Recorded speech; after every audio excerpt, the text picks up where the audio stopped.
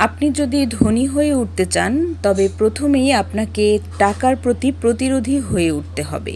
অর্থাৎ প্রথমেই আপনার নিজের টাকার প্রতি কোনো আকাঙ্ক্ষা থাকা যাবে না, কারণ নিজের টাকার প্রতি আকাঙ্ক্ষা আপনাকে উৎপাদক থেকে ভোক্তায় পরিণত করবে এবং ধীরে ধীরে অপদার্থ বানিয়ে ফেলবে।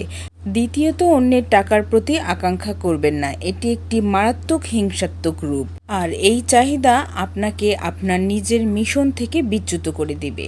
আর এই অন্যের টাকার প্রতি আকাঙ্ক্ষা আপনার চরিত্রকে একেবারে পচিয়ে ফেলবে। তৃতীয়ত, আপনি ভবিষ্যতে যে টাকা উপার্জন করবেন তার প্রতি আকাঙ্ক্ষা করবেন না, তবে আপনি সে টাকা দিয়ে ভালো কাজের জন্য, সেবার জন্য চিন্তা করতে পারেন।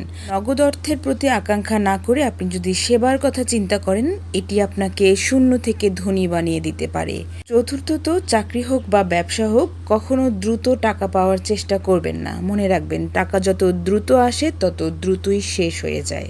পঞ্চমত, বিনিয়োগকৃত টাকায় কখনো হাত দেবেন না। বিনিয়োগকৃত টাকা হচ্ছে সাবানের মতো, যত হাত দিবেন ততই খরচ হয়ে ছোট হতে থাকবে।